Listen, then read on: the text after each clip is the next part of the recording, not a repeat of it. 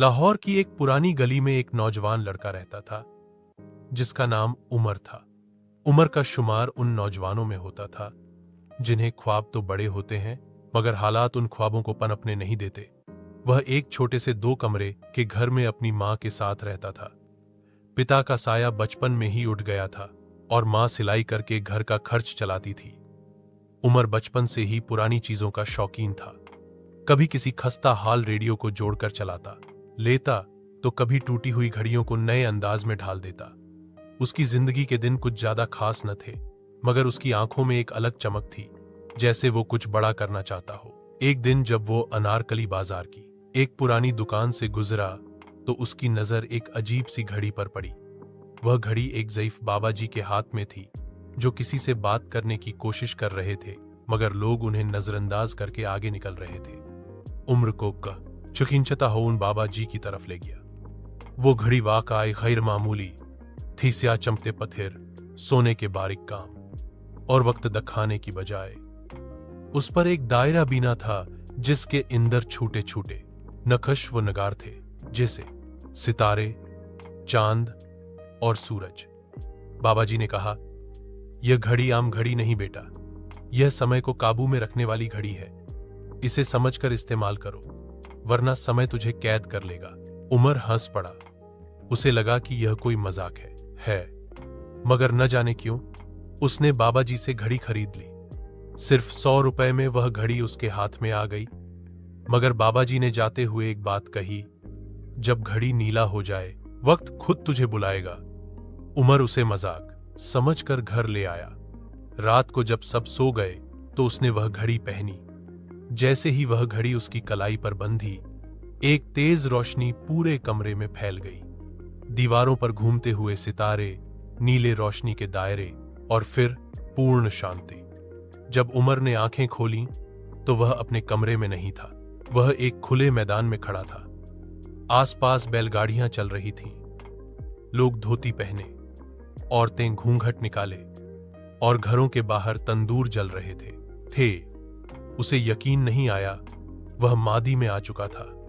जब उसने एक दुकान पर जाकर तारीख देखी तो वह हैरान रह गया। 14 अगस्त 1947 लिखा था। उमर की सांसें रुकने लगीं। यह वह दिन था जब पाकिस्तान महारत वजूद में आया। वह एक इतिहास का हिस्सा बन चुका था। वह घड़ी अब नीले रंग की चमक से धक धक कर रही थी। उसने जल्दी से घड़ी को देखना चाहा मगर अब उसका डायल बंद हो चुका था। यहां वह एक लड़की से टकराया जो पानी की मटकी लल जा रही थी। उसका नाम सुरैया था। वह खूबसूरत, शर्मीली और बहुत समझदार लड़की थी। उसने उमर को फकीर समझकर अपने पिता के पास ले गई। उनके पिता एक आलिम दीन थे जिन्होंने उमर को पनाह दी। उमर ने झूठ बोलकर कहा कि वो दिल्ली से आया है और फसादात में अपना घर खो बैठा है। उन लोगों ने उसे अपना लिया। आस्ता आस्ता उमर उस दौर में घिलने लगा। उसका दल थरिया की तरफ माइल होने लगा मगर उसे याद था कि वो एक समय का मुसाफिर है, यहां का रहने वाला नहीं। कुछ ही दिनों में उसने सुना कि सुरैया की जबरदस्ती शादी एक जालिम जमींदार के बेटे से होने वाली है। उमर ने फैसला किया कि वह सुरैया को बचाएगा मगर साथ ही उसकी घड़ी एक बार फिर नीली चमक दिखाने लगी।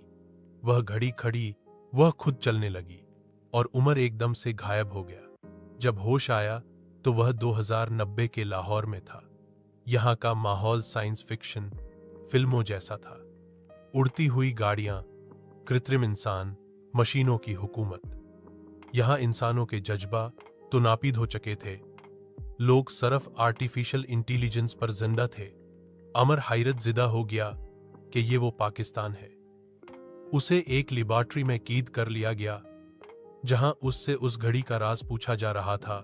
एक बुजुर्ग साइंसदान उसने उसे बताया, यह घड़ी वास्तव में समय की कुंजी है जो केवल खास लोगों को मिलती है। तुम्हें यह यूं ही नहीं मिली, तुम समय के रक्षक हो। इस दौरान उमर को पता चला कि सुरैया वास्तव में उसकी नस्ल की बुनियाद थी। अगर वह मर जाता तो उसका अपना अस्तित्व खत्म हो जाता, मगर अगर वापस जाकर उसे बचा लेता तो आने वाले समय में मानवता की तबाही रुक सकती थी। एक कशमकश ने उमर के दिल और दिमाग को झकझोर कर रख दिया। उमर के शरीर पर मशीनों के तार लगे हुए थे और एक शीशे के कमरे में कैद वह मादी और मुस्तकबल के बीच लटका हुआ महसूस कर रहा था। उसके दिल व दिमाग में थरिया की आवाज गूंज रही थी। उसे समझ नहीं आ रहा था कि जो दुनिया उसके सामने है वह ख्वाब है या हकीकत। 2090 का लाहौर एक नई दुनिया था। यहां इंसानों की जगह मसनुआई जहनत ने ले ली थी। लोग घरों में नहीं, कैप्सूल में रहते थे और सब कुछ मशीनों के जरिए कंट्रोल होता था। वह होता था। विज्ञान और प्रौद्योगिकी ने भावनाओं का गला घोंट दिया था।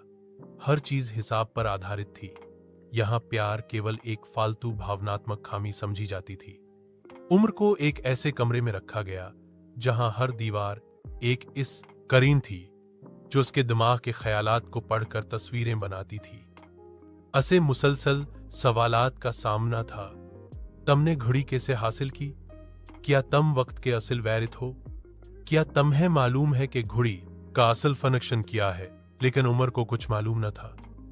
उसने तो सिर्फ एक बाबा जी से वो घड़ी खरीदी थी। उसे क्या पता था कि वो घड़ी उसे वक्त के जाल में कैद कर देगी। एक दिन लैब की एक मसनूई औरत जिसका नाम नोरा था ने मर ने रहस्यमय लहजे में कहा, अगर तुम यहां से भागना चाहते हो तो मुझे विश्वास दिलाओ, क्योंकि मैं तुम्हें उस समय की कैद से निकाल सकती हूं। मगर एक शर्त है, तुम्हें मेरे साथ वापस जाना होगा। 1800 के दौर में? उम्र ने आश्चर्य से पूछा, क्या इतने पुराने समय में? क्यों? नोरा ने जवाब दिया, क्योंकि वहां से यह घड़ी बनी थी, वहां ही इसकी कुंजी छिपी है। उमर ने कुछ पल सोचा, फिर हामी भर ली। नोरा ने घड़ी के छिपे कोड को एक लेजर से स्कैन किया और एक नहायत तेज रोशनी से कमरे में वक्त का दरवाजा खुल गया। उमर और नोरा दोनों इस नीली रोशनी में गायब हो गए। अगली आंख खुली तो वो एक जंगल में थे। चारों तरफ पेड़, हाथी, नीज, इत्थामे जंगली लोग। वो 1800 का दौर था जब वक्त की पहली साहतह घड़ी बनी थी, जो कि एक कदीम हिंदुस्तानी जोगी ने तैयार की थी।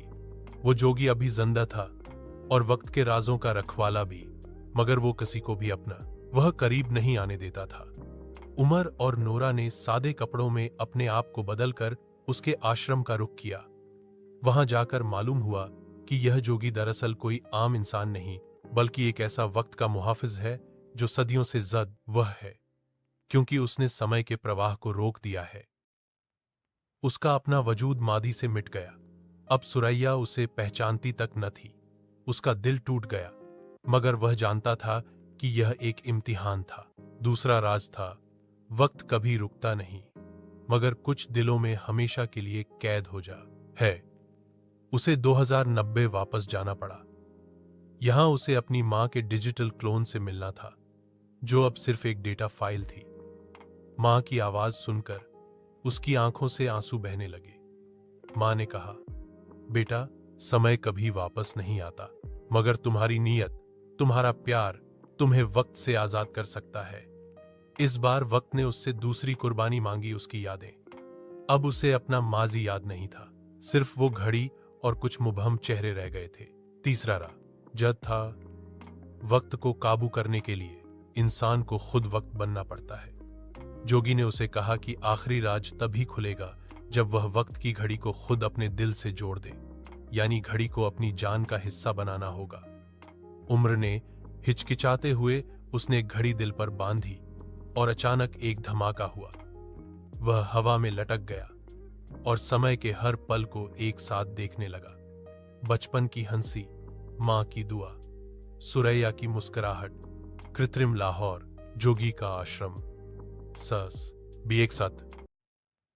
जब उमर ने समय की घड़ी को अपने दिल से जोड़ लिया था तो एक अजीब स्थिति में चला गया। ऐसा लग रहा था जैसे वह स्वयं समय बन गया हो। हर पल, हर सदी, हर दौर उसके सामने खुलने लगा। भूतकाल, वर्तमान, भविष्य, सब एक साथ। वह देख रहा था कि कैसे एक छोटा सा फैसला आने वाले कई 100 साल बदल सकता है। उसकी आंखों के सामने इतिहास का हर वाकया, हर जंग, हर मोहब्बत, हर धोखा, हर इजाद जाहिर होने लगा। लेकिन उम्र का दिल सिर्फ एक चेहरे को ढूंढ रहा था, सुरैया। वह हर समय की परत में उसके अक्स को तलाश कर रहा था। कभी वह एक पुरानी यूनिवर्सिटी की छात्रा नजर आती, तो कभी भविष्य की एक वैज्ञानिक, कभी एक चित्रकार, कभी एक राजकुमारी। लेकिन हर बार वह उससे दूर होती। तभी उसके दिल की घड़ी ने एक हल्की सी घंटी बजाई। एक नई राह खुल गई, एक ऐसा दरवाजा जो वक्त के दरमियान छुपा हुआ था, वक्त की सुरंग। यह दरवाजा सिर्फ वही खोल सकता था जो तीनों राज्यों की कुर्बानियां दे चुका हो। और अमरब वही था। उसने हचकुचाते हुए दरवाजे में कदम रखा और फौरन ही एकदम अंधेरा छा गया। अंधेरे में वो अपने आप से मला, जी हां, वही अमर, मगर एक दूसरा वर्ण। शायद वह जो घड़ी खरीदने के बाद कभी अतीत में नहीं गया होता, शायद वह जो सुरैया को बचाने के बजाय अपना भविष्य संवारने चल पड़ता। यह दूसरा उमर कठोर, अभिमानी और बेरहम था। उसने असली उमर से कहा, तू भावुक था, इसीलिए कुर्बानियां देता रहा। मैंने अक्ल से काम लिया, इसीलिए मैं अब वक्त का मालिक हूं। उमर ने कहा, वक्त का मालिक वही हो सकता है जो वक्त की कद्र करे, उसे काबू न करे। यह बात उस मगरूर उमर को चुभ गई। दोनों उनके बीच एक भयंकर युद्ध छिड़ गया, जो समय की लहरों में गूंजता रहा। हर प्रहार के साथ एक दौर टूटता, एक सदी बिखरती और एक याद धुंधली हो जाती। मगर आखिरकार असली उम्र ने उसे हरा दिया। जैसे ही उसने अपने दूसरे खुद को गले लगाया, वक्त की सुरंग चमक उठी। अब वह वक्त को समझने, संवारने और सफर करने के काबिल हो चुका था, बगैर किसी कैद के। अब वह वापस जाना चाहता था, लेकिन कहां? सुरैया के दौर में, अपनी मां के बचपन में, या उस लम्हे में जब वो पहली बार घड़ी खरीदने गया था। अमर ने फैसला किया कि वो वापस जाएगा उस लम्हे में जब सब कुछ शुरू हुआ था। वो लक्ष्मी चौक, लाहौर में बाबा जी की दुकान पर जा पहुंचा। बाबा जी मुस्कुरार थे, फिर लौट आए। समय का चक्र तुम्हें समझ आ गया? उमर ने कहा, हाँ, और मैं चाहता हूं कि यह घड़ी किसी और के हाथ न लगे। बाबा जी ने कहा, यह घड़ी अब तुम्हारी नहीं रही, अब तुम खुद समय हो। इसी लोहे शक्तिशाली है। मेरी दुकान गायब हो गई, बाजार भी, और उमर एक खुली हवा में खड़ा था, समय के केंद्र में। यह वह जगह थी जहां न दिन था, न रात, न जमीन थी, न आसमान। सिर्फ लम्हे थे, और लम्हों में छुपे हजारों रास्ते। यहां उम्र की मुलाकात उस आखिरी मुहाफत से हुई जिसे वक्त का शाहिद कहा जाता था। उसने कहा, तुम तय करोगे कि समय किस दिशा में चलेगा, लेकिन याद रखो, हर बदलाव का अंत तुम पर आएगा। उमर ने सब कुछ देखा। अगर वह घड़ी को तोड़ दे तो समय आजाद हो जाएगा, मगर सुरैया, उसकी मां, सब अतीत में दफन हो जाएंगे। अगर वह घड़ी को बाकी रखे तो समय बिखर सकता है। यह एक आखिरी इम्तिहान था।